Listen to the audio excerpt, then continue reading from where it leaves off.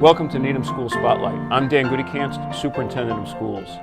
I often tell our principals that student and school safety is job one.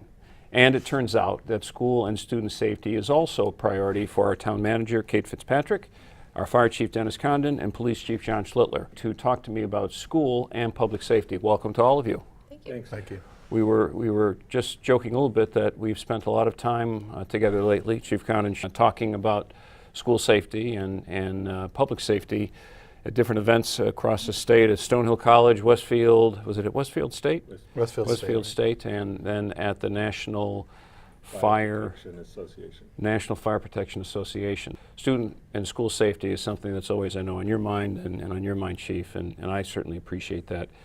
Kate, I think I'd actually like to begin with you with this conversation because the town just received this big award for fire safety. Can you just tell us what's the big piece about that? That's right. The fire chief and his staff submitted an application to FEMA for a SAFER grant, and the federal government is giving us upwards of $1.6 million over 3 years to fund 5 new firefighters, which is going to be really helpful for us in what we're calling our year of public safety. This is our year of really focusing on public safety, both facilities and staffing. And the new 8 firefighters will help us both meet national standards for staffing in emergencies, and also will allow us to run a full-time ambulance out of Station 2 at the corner of Highland and Webster, which is in our really growing area of town. Right, everything on the other side of 128. And I understand you also respond on the highway if there are events, but there's just a lot of activity over there now as the town is growing. Well, I thought maybe I would begin that we do often talk about student safety and school safety, and Chief Schlittler, maybe I'll begin with you. If you can share with us, as you think about this new year, some of the key activities and programs that we've tried to establish to ensure safety and security in our schools. I know there's several, but maybe if you could highlight a few of them. Well, I think the first program that we worked with the schools to implement was the ALICE protocol, and that's our active threat response. And it's a coordinated effort between the schools and public safety. And it's a lockdown-based scenario. It's something that we train with the police department and the school staff. We do have a couple, 2 SROs, one that's assigned full-time to the high school. One just replaced, Adrian Anderson just replaced the legendary Vince Springer up here. Who was in town for 30 years, I believe, as a police officer. He was, and he spent several years at the high school as a school resource officer. And then we have another school resource officer, Ryan O'Leary, who works in between the middle schools and the elementary schools. And the SROs are important to public safety because they're the conduit between the school staff and the police staff, and they're able to do continuing education on a yearly basis on the ALICE protocol. I just want to, before you go on, just to remind folks, ALICE stands for Alert, Lockdown, Inform, Counter, and Evacuate. That's correct. Those are instructions for staff and students based on the scenario and the situation. It is, and they're not in order, and it's all depending on the situation at hand. And one of the things when we started this was, this is a program that they can use in life. They're life lessons that the kids can take to college, or if they're out in the public area, the malls, the movie theaters, and so forth. So it's a practical tool that we use and that they can carry on in their future lives.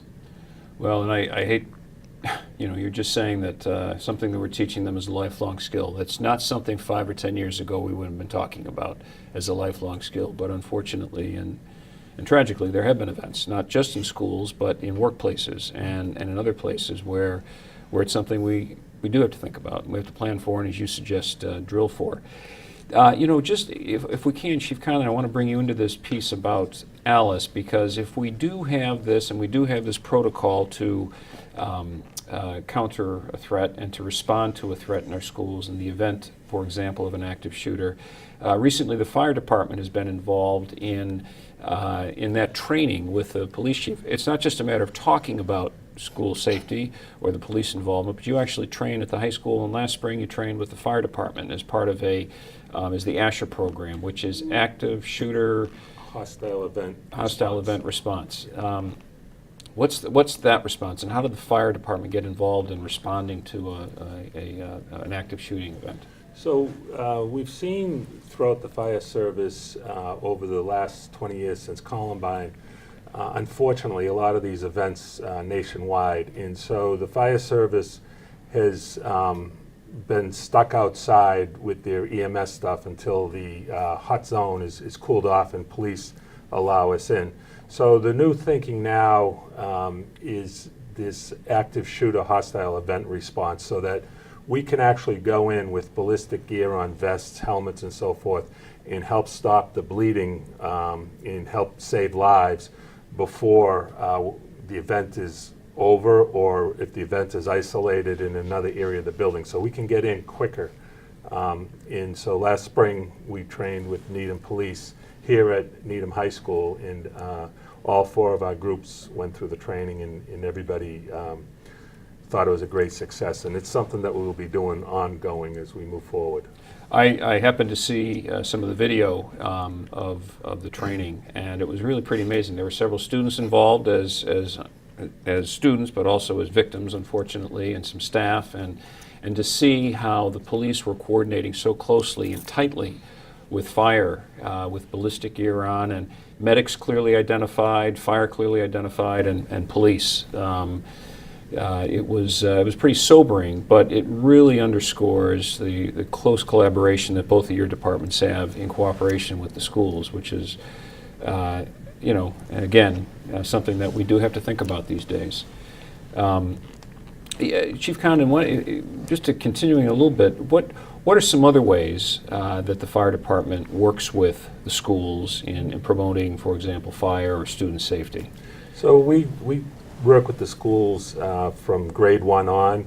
Early years we do the SAFE program, which is student awareness of fire education, and we go over safety protocols and what the students, again, in lifelong things where they learn how to be safe around heating sources, fire, and so forth, and what to do if a fire does break out.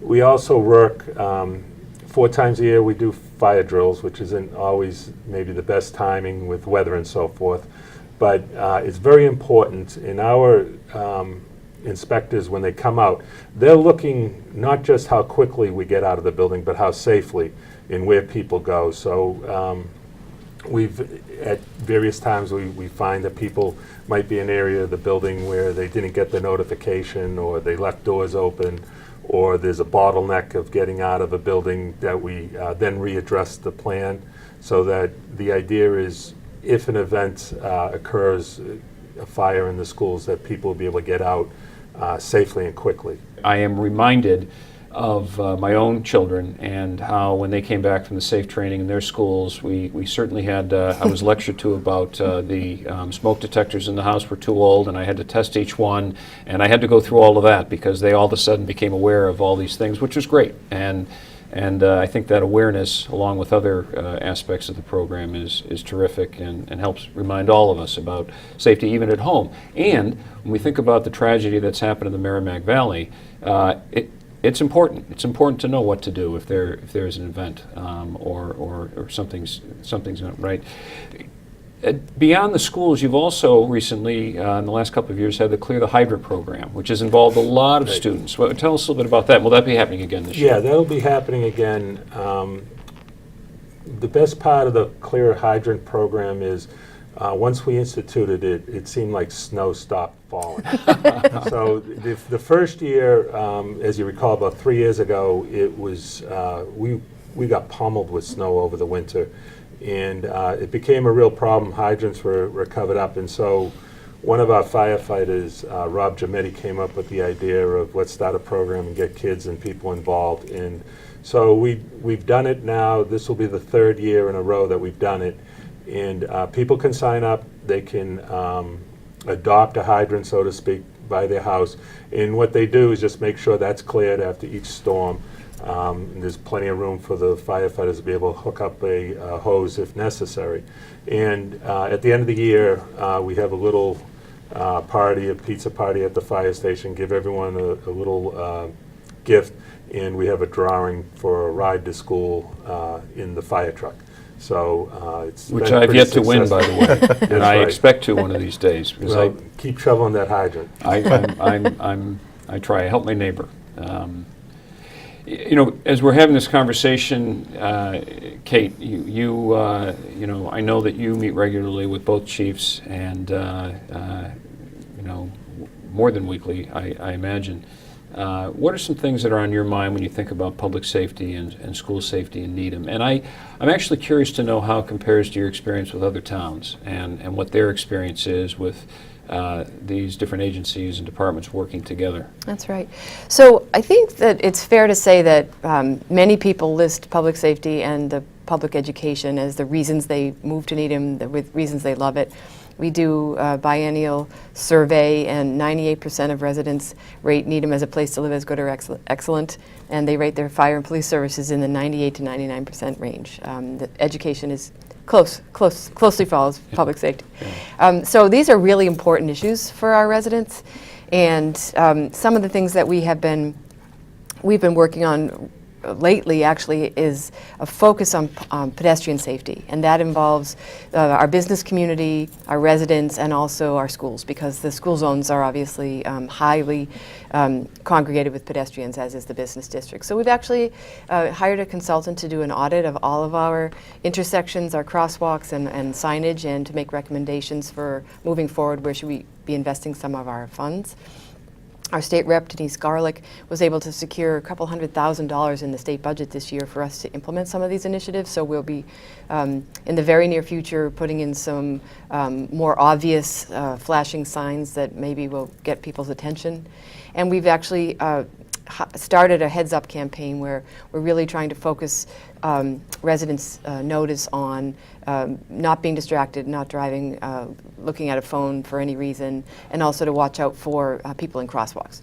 Well, just the heads up, actually, as you say it, it's making sure that people driving are not texting or looking at their phone or searching on their map, but they're keeping their heads up. But it's also true for pedestrians. That's right. Because there are a lot of young people who walk around town or walk around, and they've got their head down looking at their screen. So it's for both, the driver and the pedestrian. Right. So we'll be seeing some of our new images that we've created for that campaign popping up around town, just to get people reminded. Yeah. I would imagine that pedestrian safety keeps you busy. I think you told me once that there are about 64, 65 crossing guard areas. Is that correct in town? That's correct. We cover approximately 64 crossings a day for the schools. And obviously it is a concern of ours, and it's something that we do, our directed patrol with our traffic officers. And I've said before, we stop around 8,000 cars a year, but we do have target... You stop say a little bit more about that. You stop 8,000 cars a year? For motor vehicle stops for any violation, but we Okay. do directed patrols around crosswalks and distracted driving. A lot of times we'll use motorcycles, and we'll have officers in plain clothes that'll be at a crosswalk or be in a certain area, and they'll radio ahead to cars, the motorcycles, when they see the violations, and then the motorcycles will pull the cars over. So we've tried to target the distracted driving and the crosswalk violations and overall pedestrian safety, and it's something we'll continue to do. Well, and besides the cars and the motorcycles, you also have some officers on bicycles. We do a and, mountain bike. The mountain bike, and they're around town. And I think from where I sit and what I observe, as I did, for example, at the football game last Friday evening, that interaction between the officer and students or families is really important. It builds that sense of community policing. And Chief Condon, I wanted to remind you of something that happened last year. I'm thinking about now, that same interaction with young people. There was a fire alarm accidentally pulled at one of our schools last year, an elementary school, by a student who was new to the country, and a little guy. And the shock on the student's face when he realized what was happening, and when the school was emptying out and fire was arriving, it could have been an opportunity to really be upset with and scold or even punish the student. Instead, the fire department, those who responded, took advantage of that to make it a learning opportunity, and as I understand it, invited the student in to see what the fire truck was all about and to talk about what that fire alarm does, because this is an unfamiliar system, if you will, for this particular student in his home country. And that was great. I mean, that speaks to what both of you are encouraging in your departments with your members to really think about we all provide a service to the community, but we also need to interact with people, in this case young people, and try to teach them lessons and help them learn rather than punish and, Right. and scold and all that. Chief, I frequently get questions about the memorandum of understanding between my office and your office. The goal of the memo, the MOU, is to really detail our relationship as police chief and school superintendent about what role the schools and police, and specifically police officers, may play in schools. What's the biggest takeaway for you about the MOU and its importance, and some of the things that you would offer to the community? I think the biggest thing with the MOU is that it's a coordinated effort between us and the schools to create a safe and healthy environment in the schools. And I think one of the things that we looked at when we were putting this together was that we're seeing a lot of things outside of school with certain individuals, and you're seeing some things inside the school with the individuals, and we weren't connecting the dots. And this allows us to have some communication, some open communication between us and the schools, so that we both understand what's going on inside the school and outside the school. And it's not done in a punitive manner. It's actually done so that we can kind of close the gap, and if there's an individual or student that's in need, that we get the appropriate resources for them working together. Well, it's the right thing to do, and I'm glad that we're able to work together like that. So it's clear to me that I think the four of us, and certainly the chiefs, work closely together to promote student safety. But there's a bigger picture, and that's public safety in the town of Needham. Kate, you were talking just a little bit about firefighters being in Station 1, Station 2. However, there is a big initiative underway. There is actually later on this fall a vote in the town to support a public safety, new public safety facilities. So I want to spend some time talking about that project, what that's all about, and how that's important to both departments, and how that will impact public and school safety. So first of all, what's the project all about? It's actually a 3-station project, and as you note, the community will be asked to vote on November 6th on the ballot as to whether this project moves forward. It's 3 stations: the fire station 1 in the square, which is attached to the police station, and then also Station 2, as we mentioned earlier, at the Heights. But the project also includes temporary relocation of both Station 2 and the police department to the Hillside School, another town school collaboration, once the Hillside students move out over to the New Williams School.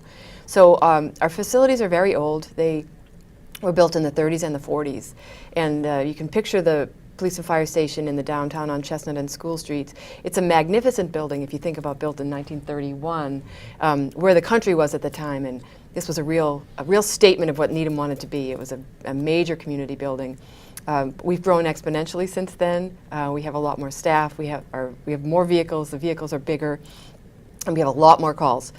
So what the community has purchased around the station on Chestnut Street 6 parcels that we will be using for parking and also to expand the station. So that station will come down, and there'll be a new and improved public safety building with an expanded fire department apparatus bay. They'll have 4 bays instead of 3, and a modern police station. And I'm sure the chief will talk about some of the problems that we've had. We had tours all weekend of folks coming in, and it wasn't a plant that there was a barrel in the records room catching the rain. It wasn't even raining, so I don't know where it was coming from. When it rains hard, the water comes through the ceiling, and it gathers in the lights, and it's over a lot of our IT equipment. So when we know we're going to get heavy rainfall, we have to put plastic bags over the IT equipment on the second floor in the records room just to protect that equipment. So the other station at Station 2 used to be, or is in its existing state, is really a substation, but we'll be creating a full station there with another bay there, again, as we'll be able to operate a full-time ambulance now that we have the new staffing. And we're also creating, because of the topography there, a mechanics bay, so that we'll have space for our staff to work on the equipment. You can barely get our trucks in the station now. The notion of being able to open them is impossible, so they're often working outside, which is okay in October, not so much in February, when we'll be able to do that. So Chief Condon, what are some of the needs at the existing fire station in Chestnut Street? It's crowded. You can't get all the apparatus in there, and times have changed. What do you see are some of the needs? Yeah, well, times certainly have changed. When they built the building in 1931, we still had one piece of horse-drawn apparatus in that building. Wow. So things have changed. Trucks were so much smaller. We have a brush truck trying to come into the building. It literally has 1 or 2 inches on either side. They have to shut down the side view mirrors in order to get it in the building and to get it out. So that gives you an idea of the space needs for the apparatus alone. But the administration has grown tremendously in that period too. In 1931, the administration was the fire chief, and now there's support staff, there's emergency management staff, and fire inspectors and so forth. So there's a big need for administration room, computer and technology infrastructure is either non-existent or there's wires hanging all over the place. It's a tough building. It's a great building. It lasted for a long, long time, but we've just really outgrown it. Needham has outgrown it, and we see a tremendous amount of growth on the 128 belt currently and moving forward. So we really need to get a full-time ambulance down at Station 2, and there's no room there to do that. So that's part of the reason of having to do that project now at the same time. But I think the community will be well served with the new building for many, many, many years. And we're really looking forward to having it and to be able to work out of it. An awful lot of research has been done recently on firefighters and cancer. So the buildings now are built in a time period where that wasn't even discussed or even thought of. And so we have exhaust fumes getting up into living areas. Much like the police side, we have water dripping in and there's mold in there and so forth. The fitness area that the 2 departments share, and between us we probably have about 130 employees. The fitness room is probably maybe... It's no bigger than a regular office. Yeah, it's about the size of an office, and it's very, very cramped, and it wasn't designed for that, so that creates a health hazard in itself. Well, and also I understand from you sharing with me previously that after a response, a fire response, there are some new protocols in, excuse me, in firefighters being appropriately, cleaned and making sure that their health is in check after an event, because we've learned a lot over the last 70 years or so about what appropriate safety is. I also I understand that the building for both departments is going to provide an opportunity for training areas that, again, is incredibly important when I think about this community and public safety and school safety. I mean, I am a strong advocate for police and fire having the appropriate facilities they need to do the training they need so that they can be responsive to the community, the schools and homes and businesses as necessary. So that'll be another aspect of the project that will be important. Yes, it will definitely. It's definitely important. And today when I left, we had officers doing taser training, and they were in the garage with mats from one of the schools. So if the officers fell down or they had to use some type of force, that they weren't hurt, because we're limited in what we can do training-wise, and it's an important aspect of the new building. It's important, Kate, as you said, that this is the year of public safety in Needham, and I like that. It's absolutely critical that we really think about the needs of the community and certainly needs of police and fire, and this public safety initiative, the public safety buildings, I think, from my view as superintendent, are critical for the safety of the community, and in my role for the safety of our schools and our students. Kate and chiefs, can folks visit the existing stations? How does that work? What's if they want to in the next several weeks? Absolutely. They could always call ahead and come, but we have 4 sessions scheduled for the month of October. There's 2 Thursdays from 6 to 7, and there's 2 Saturdays, both at Station 2 and at the station. And those dates can be found on the website, needhamma.gov. New police and fire station are under hot topics. It's easy. Just Google it. Yeah. Okay. So then the big idea in this year of public safety is that on the November 6th ballot there'll be a question for the community to weigh in on around these new facilities. Just real quickly, what's the timeline? If the community votes to support the public safety facilities in November, So when does this all happen? How does it unfold? Hillside School closes. We'll be working over there in the summer of 19, so next summer, getting the station, getting it ready to be the Fire Station 2. Fire Station 2 would move over there in October timeframe. They'd be there about 18 months. The move back would be about 2020. Police moves out about the same time frame. They'll be over there probably 6 to 9 months at the same time at the Hillside School together. So it's a 3-year project, really, start to finish. Maybe slightly longer, but it's a very big project. We will be achieving economies of scale because we're doing all at once. We'll have one contractor in charge of the whole project, overseeing it.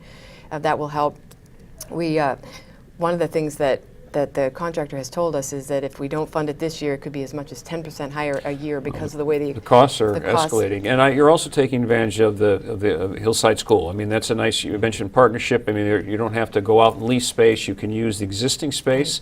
I imagine there might be a couple of Hillside students who'd like to remain there and be schooled with the fire and then later the police, but they will be moving, we hope, to the new Sunita Williams School. Well, it's a neat partnership. And I think in this year of public safety, as you put it, Town Manager Fitzpatrick, I think that's what it's all about. That it's been my experience that the fire department, the police department, certainly your office, we work very closely and collaboratively to support and to ensure student safety and school safety. It's what we're all about, and I'm looking forward to learning more about the new public safety building and hoping that will be successful and a successful project for the community. So thanks for being here today. Well, Thank you. Okay. We hope to see you on the tour. You will?